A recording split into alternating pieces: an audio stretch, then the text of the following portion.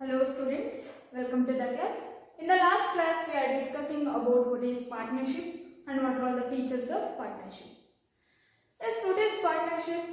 According to Indian Partnership Act 1932, partnership means relationship between persons who have agreed to share the profit of the business carried on by all or any one of them acting for all.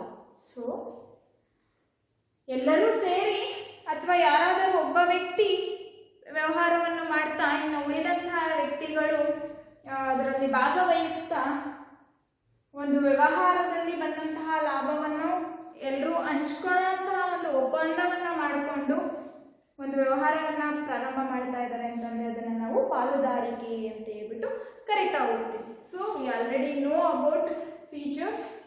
In this class we are know about what are the merits of partnership. Okay,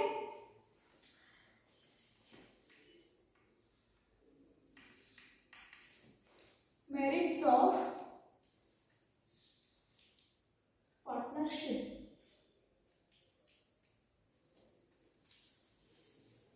Yes, first merit is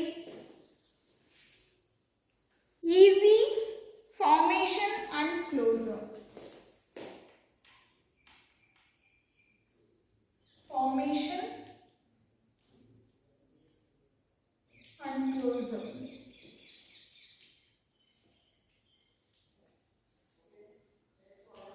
So here in the partnership we can easily form the business and then we can easily close the business.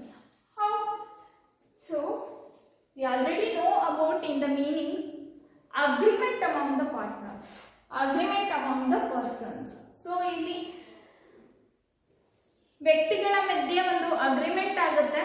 So agreement ಪ್ರಕಾರ ಅವರು ಎಷ್ಟು ಪ್ರಾಫಿಟ್ನ share ಮಾಡ್ಕೋಬೇಕು, ಯಾವ ಒಂದು ಪ್ಲೇಸಲ್ಲಿ ನಮ್ಮ ಬಿಸ್ನೆಸ್ನ start ಮಾಡಬೇಕು, so then ಯಾವ ರೀತಿಯಾದಂತಹ ಬಿಸ್ನೆಸ್ ಸ್ಟಾರ್ಟ್ ಮಾಡಬೇಕು ಎಲ್ಲ ಕೂಡ ಒಂದು ಅಗ್ರಿಮೆಂಟ್ ಅಲ್ಲಿ ಇರುತ್ತೆ. ಸೊ ಒಂದು ಅಗ್ರಿಮೆಂಟ್ ಪ್ರಕಾರ ಅವರು ಒಂದು ಬಿಸ್ನೆಸ್ ನ ಸ್ಟಾರ್ಟ್ ಮಾಡ್ತಾರೆ. ಅವ್ರಿಗೆ ಬೇಕಾಗಿರೋದು ಲೀಗಲ್ ಅಗ್ರಿಮೆಂಟ್ ಅಷ್ಟೇ ಆಗಿರುತ್ತೆ ಒಂದು ಪಾರ್ಟ್ನರ್ಶಿಪ್ ನ ಸ್ಟಾರ್ಟ್ ಮಾಡಲಿಕ್ಕೆ. ಸೊ ಇಲ್ಲಿ ಯಾವುದೇ ರೀತಿ ಯಾವುದೇ ಕಂಪನೀಸ್ ಆಕ್ಟ್ ಟೆಂಡರ್ ಅಲ್ಲಿ ಆಗಿರ್ಬೋದು ಅಥವಾ ಯಾವುದೇ ಆಕ್ಟ್ ಟೆಂಡರ್ ಅಲ್ಲಿ ರಿಜಿಸ್ಟರ್ ಆಗುವಂತಹ ಅವಶ್ಯಕತೆ ಇರೋದಿಲ್ಲ. ಯಾರಿಗೆ? Partnership form of business start ಮಾಡುವಂತವರಿಗೆ. ಅವ್ರಿಗೆ ಬೇಕಾಗಿರೋದು ಒಂದೇ legal agreement. That legal agreement should be included what type of business we should start, in which place we want to start the business, and then how to share the profit, what is the ratio to share the profit. These are all the points included in that agreement. That agreement only required for start a partnership firm. There is no required to register under the any act like Companies Act or Partnership Act. In any other act they are not required to register. Okay, they want only legal agreement. Legal agreement to start a business. So closing of the business is also very easy. So the same legal agreement.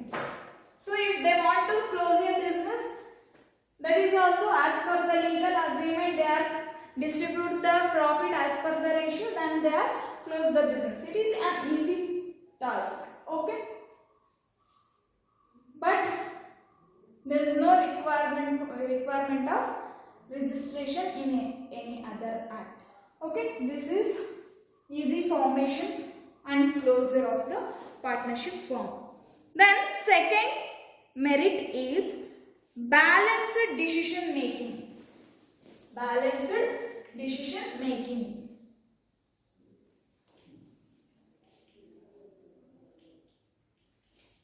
Balanced decision making. So ಇಲ್ಲಿ ನಾವು ಸೋಲ್ ಪ್ರೊಪ್ರೈಟರ್ಸ್ ಜೊತೆ compare ಮಾಡ್ತಾ ಹೋಗೋದಾದ್ರೆ ಸೋಲ್ proprietorship ಅಲ್ಲಿ ಒಬ್ಬನೇ ವ್ಯಕ್ತಿ ಇರ್ತಿದ್ದ. Sole proprietor means single owner. ಅಲ್ಲಿ ಒಬ್ಬನೇ ವ್ಯಕ್ತಿ ಇರ್ತಿದ್ದ. ಏನೇ ಡಿಸಿಷನ್ ತಗೊಳೋದಾದ್ರೂ ಒಬ್ಬನೇ ವ್ಯಕ್ತಿ ತಗೊಳ್ತಾ ಇದ್ದ. ಬಟ್ ಇಲ್ಲಿ ಪಾರ್ಟ್ನರ್ಶಿಪ್ ಫಾರ್ಮ್ ಅಲ್ಲಿ ಮಿನಿಮಮ್ 2 ಮೆಂಬರ್ಸ್ ಇರ್ತಾರಲ್ಲ, ಮ್ಯಾಕ್ಸಿಮಮ್ 50 ಮೆಂಬರ್ಸ್ ಇರ್ತಾರೆ. ಸೊ ಹಂಗಾಗಿ ಇಲ್ಲಿ ಆ 50 ಮೆಂಬರ್ಸ್ ಕೂಡ ಡಿಸಿಷನ್ನ ತಗೊಳ್ಬೋದಾಗಿರುತ್ತೆ. ಸೊ ಎಲ್ಲ 50 ಮೆಂಬರ್ಸ್ ಸೇರ್ಕೊಂಡು ಡಿಸ್ಕಸ್ ಮಾಡಿ ಒಂದು ಡಿಸಿಷನ್ನ ತಗೊಳ್ಬೋದಾಗುತ್ತೆ.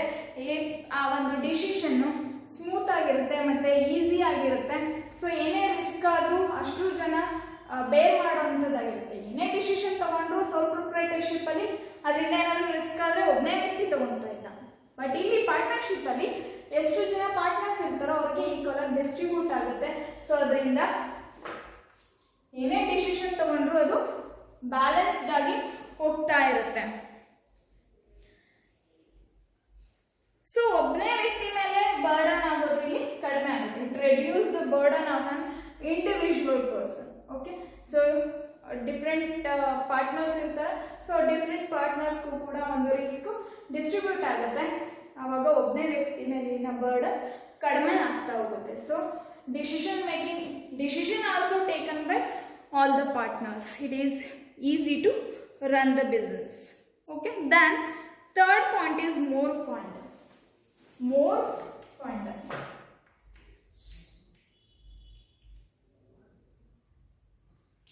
ಸೊ ನಮ್ಗೆ ಆಲ್ರೆಡಿ ಗೊತ್ತು ಇಲ್ಲಿ ಮಿನಿಮಮ್ 2 ಮೆಂಬರ್ಸ್ ಇರ್ತಾರೆ, ಮ್ಯಾಕ್ಸಿಮಮ್ 50 ಮೆಂಬರ್ಸ್ ಇರ್ತಾರೆ. ಸೊ ಇಂಥ ಸಂದರ್ಭದಲ್ಲಿ ಫಂಡ್ ಕೂಡ ಹೆಚ್ಚು ಜನರೇಟ್ ಆಗ್ತಾ ಹೋಗುತ್ತೆ. So more fund will be generated in the partnership. So partnership ಅಲ್ಲಿ ಮಿನಿಮಮ್ 2 ಮೆಂಬರ್ಸ್, ಮ್ಯಾಕ್ಸಿಮಮ್ 50 ಮೆಂಬರ್ಸ್ ಇರ್ತಾರೆ. 50 ಮೆಂಬರ್ಸ್ ಕೂಡ ಅಥವಾ ಎಷ್ಟು ಜನ ಪಾರ್ಟ್ನರ್ಸ್ ಇರ್ತಾರೆ ಅಷ್ಟು ಜನ ಫಂಡ್ಸ್ನ ತಗೊಂಡು ಬರ್ತಾರೆ. ಸೊ ಪ್ರೊಪ್ರೈಟರ್ ಅಲ್ಲಿ ಆಗಿದೆ ಒಬ್ಬನೇ ವ್ಯಕ್ತಿ ಇರ್ತಿದ್ದ, ಅವನು ಒಬ್ಬನೇ ಫಂಡ್ನ ತಗೊಳ್ಬೇಕಾಗಿತ್ತು. It is risky for individual to mobilise the funds. But ಇಲ್ಲಿ ತುಂಬಾ ಜನ ಪಾರ್ಟ್ನರ್ಸ್ ಇರೋದ್ರಿಂದ they can easily mobilize the fund. So that's why they are mobilized more fund in the partnership. Then fourth merit is sharing the risk.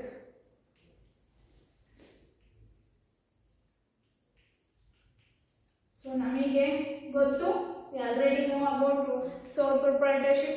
So sole proprietorship ಅಲ್ಲಿ an individual person bear the risk. So ಒಬ್ಬನೇ ವ್ಯಕ್ತಿ ಏನೇ ನಷ್ಟ ಆದರೂ, ಏನೇ uncertainty ಆದರೂ, ಏನೇ ಅನಿಶ್ಚಿತತೆಗಳಾದರೂ ಅವನೊಬ್ಬನೇ ವ್ಯಕ್ತಿ ಆ ಒಂದು ರಿಸ್ಕ್ನ ಬೇರ್ ಮಾಡಬೇಕಾಗಿತ್ತು. ಆದರೆ ಪಾರ್ಟ್ನರ್ಶಿಪ್ ಅಂತ ಬಂದಾಗ, ಪಾಲುದಾರಿಕೆ ಅಂತ ಬಂದಾಗ ಇಲ್ಲಿ ಡಿಫ್ರೆಂಟ್ ಪಾರ್ಟ್ನರ್ಸ್ ಇರ್ತಾರೆ, ತುಂಬ ಜನ ಪಾರ್ಟ್ನರ್ಸ್ ಇರ್ತಾರೆ. ಸೊ ಅವರೆಲ್ಲರೂ ಕೂಡ ಒಂದು ಲಾಸ್ನ ಡಿಸ್ಟ್ರಿಬ್ಯೂಟ್ ಮಾಡ್ಕೊತಾರೆ. ಪ್ರಾಫಿಟ್ನ ಯಾವ ರೇಷಿಯೋದಲ್ಲಿ ಡಿಸ್ಟ್ರಿಬ್ಯೂಟ್ ಮಾಡ್ಕೊತಾರೋ ಅದೇ ರೇಷಿಯೋದಲ್ಲಿ ಲಾಸ್ನ ಕೂಡ ಅವರು ಡಿಸ್ಟ್ರಿಬ್ಯೂಟ್ ಮಾಡ್ಕೊತ ಹೋಗ್ತಾರೆ. ಸೊ ಹಂಗಾಗಿ ಇಲ್ಲಿ ಒಬ್ಬನೇ ವ್ಯಕ್ತಿ ಮೇಲೆ ಬರ್ಡನ್ ಕಡಿಮೆ ಆಗಿ ಎಲ್ಲ ಪಾರ್ಟ್ನರ್ಸು ಕೂಡ ಆ ಒಂದು ಲಾಸ್ ಆಗಿರ್ಬೋದು, ಎನಿ ರಿಸ್ಕ್ ಆರ್ ಎನಿ ಅನ್ಸರ್ಟನಿಟೀಸ್ನ ಎಲ್ಲರೂ ಡಿಸ್ಟ್ರಿಬ್ಯೂಟ್ ಮಾಡ್ಕೊತ ಹೋಗ್ತಾರೆ. ಓಕೆ, ದಟ್ ಮೇ ಬಿ ಅನಾಕ್ಸಿಟಿ ಆಗಿರ್ಬೋದು, ಸ್ಟ್ರೆಸ್ ಆಗಿರ್ಬೋದು, ಬರ್ಡನ್ ಆಗಿರ್ಬೋದು, ಏನೇ ಆಗಿದ್ರು ಕೂಡ ಎಷ್ಟು ಜನ ಪಾರ್ಟ್ನರ್ಸ್ ಇರ್ತಾರೆ ಆ ಎಲ್ರಿಗೂ ಶೇರ್ ಆಗ್ತಾ ಹೋಗುತ್ತೆ ಇಲ್ಲಿ ಪಾರ್ಟ್ನರ್ಶಿಪ್ ಅಲ್ಲಿ. Then secrecy, fifth merit in partnership, that is secrecy.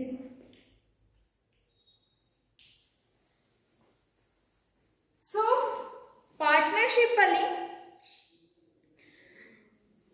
in the partnership form of business there is no requirement of official publication of their accounts.